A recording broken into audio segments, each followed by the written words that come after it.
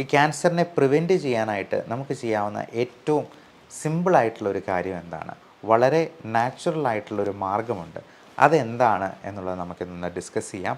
അതേപോലെ വെയിറ്റ് കുറഞ്ഞു പോവുക, വണ്ണം ഇപ്പം നമുക്ക് അൺഎക്സ്പ്ലെയിൻഡ് ആയിട്ടുള്ള വെയിറ്റ് ലോസ്, നമ്മൾ വേണമെന്ന് വിചാരിച്ച് ഡയറ്റ് ചെയ്തിട്ടോ എക്സസൈസ് ചെയ്തിട്ടോ ഒന്നുമല്ല, ഒരു കാര്യവും ഇല്ലാതെ 5 കിലോ 10 കിലോ ഒക്കെ കുറച്ച് മാസങ്ങൾക്കുള്ളിൽ തന്നെ നഷ്ടപ്പെടുക.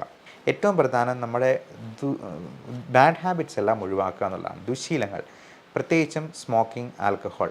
ഒട്ടും വലിക്കാത്ത എനിക്ക് ക്യാൻസർ വന്നല്ലോ.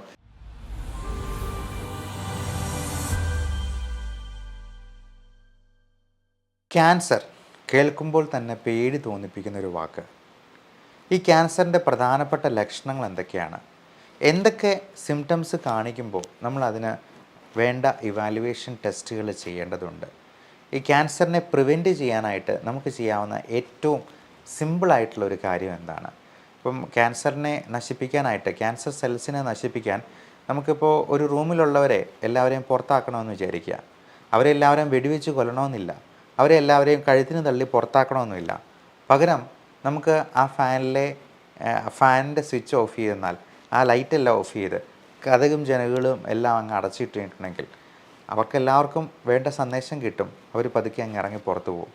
ഇതുപോലെ ക്യാൻസർ സെൽസിനെ നമുക്ക് പ്രിവെൻറ്റ് ചെയ്ത് നിർത്താൻ, അല്ലെങ്കിൽ അവരെ പുറത്താക്കാനായിട്ടുള്ള വളരെ നാച്ചുറൽ ആയിട്ടുള്ളൊരു മാർഗ്ഗമുണ്ട്. അതെന്താണ് എന്നുള്ളത് നമുക്കിന്ന് ഡിസ്കസ് ചെയ്യാം. നമസ്കാരം, ഞാൻ doctor Bibin Jose, Pulmo medical centre, Pala, Kanjirappally and Sultan Bathery. ആദ്യമേ തന്നെ ക്യാൻസറിൻ്റെ ലക്ഷണങ്ങൾ നമുക്കൊന്ന് ചർച്ച ചെയ്യാം. ഇതിലേറ്റവും പ്രധാനമായിട്ടുള്ള ചില ലക്ഷണങ്ങൾ: അനിയന്ത്രിതമായ പനി, അതായത് നാളുകളായിട്ട് വളരെ കടുത്ത രീതിയിലുള്ള പനി, എന്താണ് കാരണമെന്ന് മനസ്സിലാക്കാൻ പറ്റുന്നില്ല. അതേപോലെ വെയിറ്റ് കുറഞ്ഞു പോവുക, വണ്ണം ഇപ്പം നമുക്ക് അൺഎക്സ്പ്ലെയിൻഡ് ആയിട്ടുള്ള വെയിറ്റ് ലോസ്, നമ്മൾ വേണമെന്ന് വിചാരിച്ച് ഡയറ്റ് ചെയ്തിട്ടോ എക്സസൈസ് ചെയ്തിട്ടോ ഒന്നുമല്ല, ഒരു കാര്യവും ഇല്ലാതെ 5 കിലോ 10 കിലോ ഒക്കെ കുറച്ച് മാസങ്ങൾക്കുള്ളിൽ തന്നെ നഷ്ടപ്പെടുക. എപ്പോഴും ഫുള്ളാണ് എന്നൊരു തോന്നുക, അതായത് അനോറെക്സിയ, നമുക്ക് ഭക്ഷണം കഴിക്കാനേ തോന്നുന്നില്ല, എപ്പോഴും നമ്മൾ വയറ് ഫുള്ളാണ്, അല്ലെങ്കിൽ നമുക്ക് വിശപ്പ് തോന്നുന്നേ ഇല്ല എന്നുള്ളൊരവസ്ഥ. നമുക്ക് അവിടെ ഇവിടെയായിട്ട് പല സ്വെല്ലിങ്, പല മുഴകൾ ഉണ്ടാവുക.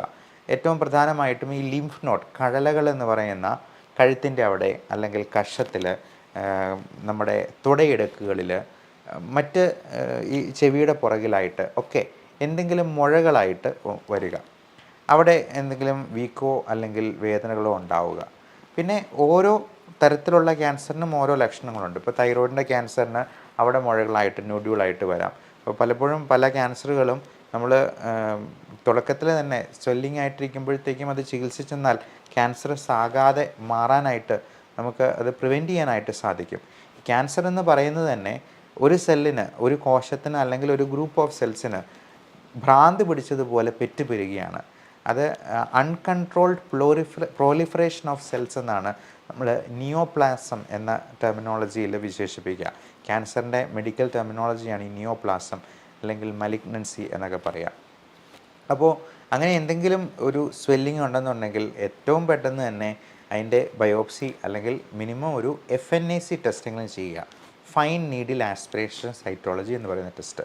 അതുപോലെ സ്ത്രീകൾക്കാണെങ്കിൽ, നമ്മുടെ അമ്മമാർക്കൊക്കെ ആണെങ്കിൽ ഇങ്ങനെയുള്ള എന്തെങ്കിലും സിംറ്റം ഉണ്ടെങ്കിൽ പറയാൻ മടിയാണ്. അപ്പോൾ അവരുടെ ബ്രസ്റ്റിൽ എന്തെങ്കിലും നൊഡ്യൂൾ ഉണ്ടെന്നുണ്ടെങ്കിൽ അത് മക്കളോടെങ്കിലും അത് തുറന്ന് പറയുകയോ, അല്ലെങ്കിൽ മക്കൾ ഇടയ്ക്ക് ചോദിച്ചിട്ടാണെങ്കിലും മനസ്സിലാക്കുക. അപ്പം അവർ പാൽപ്പേറ്റ് ചെയ്യുമ്പോൾ ബ്രസ്റ്റിലൊരു നൊഡ്യൂളായിട്ടോ സ്വെല്ലിംഗ് ആയിട്ടോ ഒക്കെ ഉണ്ടെങ്കിൽ ഒട്ടും മടിക്കാതെ തന്നെ ഒരു ഡോക്ടറെ കണ്ട് അതിൻ്റെ കാര്യങ്ങൾ ചർച്ച ചെയ്ത് അതിന് വേണ്ട പരിശോധനകൾ ചെയ്യണം. അതുപോലെ ബ്ലീഡിങ്, അത് ഏതെങ്കിലും ഒരു നാച്ചുറൽ ഓറിഫിസിൽ നിന്ന്, ചിലപ്പം മൂക്കിലൂടെ ബ്ലഡ് വരുന്നതായിരിക്കാം, അല്ലെങ്കിൽ നമ്മൾ ചുമയ്ക്കുമ്പോഴത്തേക്കും അതിൻ്റെ കഫത്തിൻ്റെ കൂടെ ചോരമയം കാണുന്നതാവാം. വയറ്റിൽ നിന്ന് പോകുമ്പോൾ ബ്ലീഡിങ് ആയിട്ട് ഉണ്ടാവുക. സ്ത്രീകൾക്കാണെങ്കിൽ വജൈനൽ ബ്ലീഡിങ്, പീരീഡ്സിൻ്റെ സമയം അല്ലെങ്കിൽ പോലും ബ്ലീഡിങ് ഉണ്ടാവുക, അല്ലെങ്കിൽ കൂടുതലായിട്ട് ബ്ലീഡിങ് ഉണ്ടാവുക. പീരീഡ്സിൻ്റെ സമയത്ത് 5, 6, 7 ദിവസമൊക്കെ ബ്ലീഡിങ് കണ്ടിന്യൂസ് ആയിട്ട് നിൽക്കുക, തുടങ്ങിയുള്ള പ്രശ്നങ്ങളുണ്ടാവുക. വൈറസ് സംബന്ധമായിട്ടുള്ള ഓൾട്ടേർഡ് ബവൽ ഹാബിറ്റ്സ്, അല്ലെങ്കിൽ യൂറിനറി സിംറ്റംസ് എന്ന് പറയും. അപ്പോൾ അങ്ങനെയുള്ള പ്രശ്നങ്ങളുണ്ടാവുക. യൂട്രസിൻ്റെ അല്ലെങ്കിൽ എൻഡോമെട്രിയൽ ക്യാൻസർ, അല്ലെങ്കിൽ ഒവേറിയൻ ക്യാൻസർ, CA സെർവിക്സ്, ഇതിനെല്ലാം പലതരത്തിലുള്ള ലക്ഷണങ്ങളാണ്. അപ്പോൾ നമുക്ക് ഇത്തരത്തിലുള്ള ലക്ഷണങ്ങൾ എന്ത് കണ്ടെന്നാലും നിങ്ങൾക്ക് ഒരു സുഹൃത്തിനെ പോലെ സംസാരിക്കാവുന്ന ഒരു ഡോക്ടറിനെ കണ്ടെത്തി അതിന് വേണ്ട ഇവാലുവേഷൻ ചെയ്യേണ്ടത് വളരെ വളരെ അത്യാവശ്യമാണ്.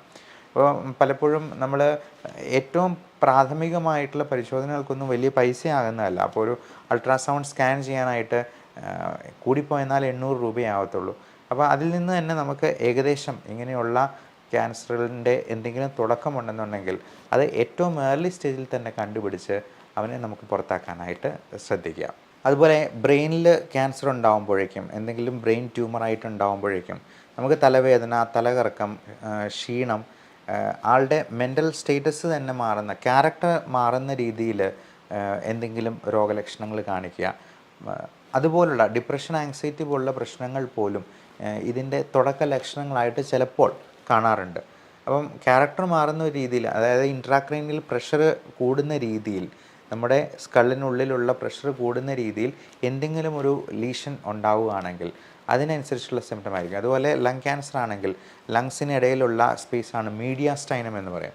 അപ്പോൾ അങ്ങനെയുള്ള ക്യാൻസറുകളാണ് പലപ്പോഴും ലിംഫോമ, സെമിനോമ തുടങ്ങിയ ക്യാൻസറുകളൊക്കെ. അപ്പോൾ പല സെലിബ്രിറ്റീസും യുവരാജ് സിംഗിനെ പോലെ, മമത മോഹൻദാസ് എന്ന നടിയെപ്പോലെ ഒക്കെ പല ആൾക്കാരും ഇങ്ങനെയുള്ള ക്യാൻസറിൽ നിന്നും പൂർണ്ണമായിട്ടും മുക്തി പ്രാപിച്ച് ജീവിതത്തിലേക്ക് വളരെ സക്സസ്ഫുൾ ആയിട്ട് തന്നെ തിരിച്ചു വന്നിട്ടുള്ള ആൾക്കാരാണ്.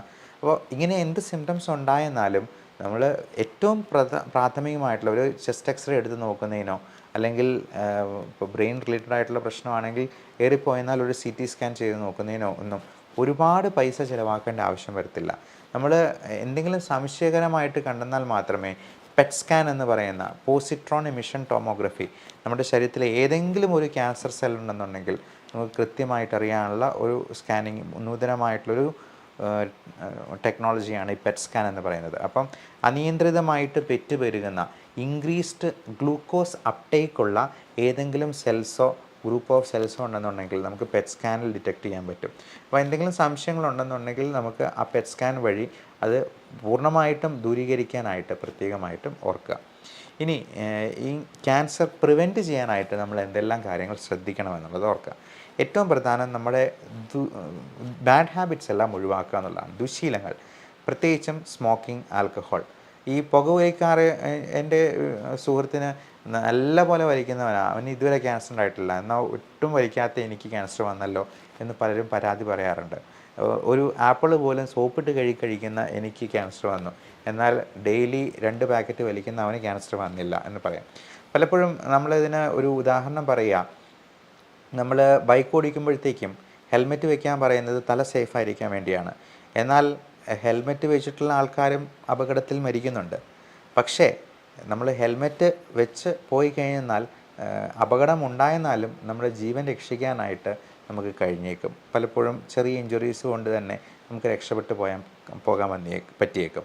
എന്ന് പറഞ്ഞതുപോലെയാണ് നമ്മൾ സ്മോക്കിംഗ്, ആൽക്കഹോൾ പോലുള്ള പ്രശ്നങ്ങൾ അല്ലെങ്കിൽ ദുശീലങ്ങൾ ഉപേക്ഷിച്ചെന്നാൽ നമുക്ക് ക്യാൻസർ വരാനുള്ള സാധ്യത കുറവാണ് എന്നുള്ളത് പല പഠനങ്ങളിലും വളരെ വ്യക്തമായിട്ട് തന്നെ തെളിയിക്കപ്പെട്ടുള്ളതാണ്.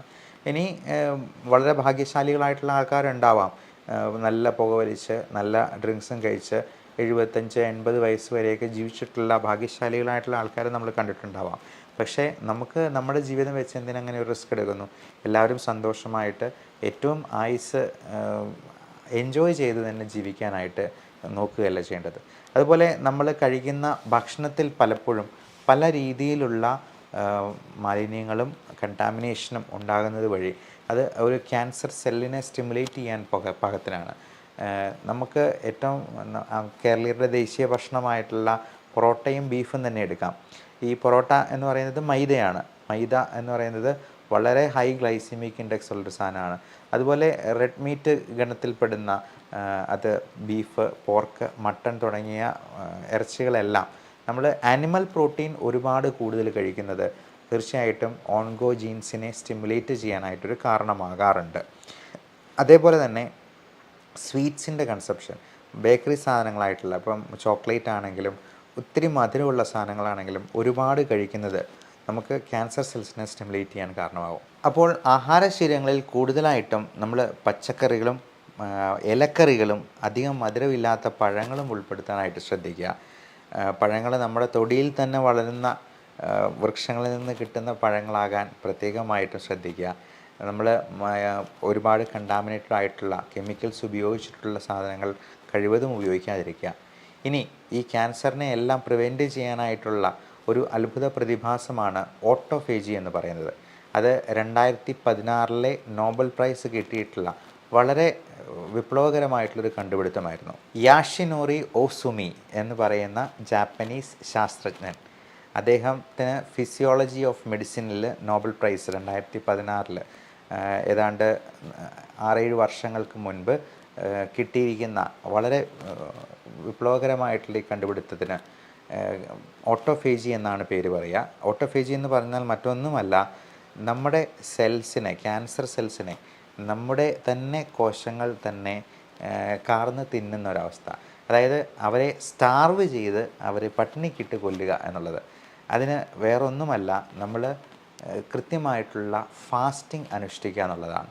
നമ്മളൊരു 16-18 മണിക്കൂർ ഒരു ദിവസം നമുക്ക് കൊടുക്കാൻ, ഫാസ്റ്റിങ്ങിന് വേണ്ടി കൊടുക്കാൻ പറ്റുവാണെന്നുണ്ടെങ്കിൽ അത് മാത്രം മതി ഓട്ടോഫേജി എന്ന പ്രതിഭാസം വഴി നമ്മുടെ ക്യാൻസർ സെൽസിനെ കൊന്നൊടുക്കാൻ എന്നുള്ളതാണ്.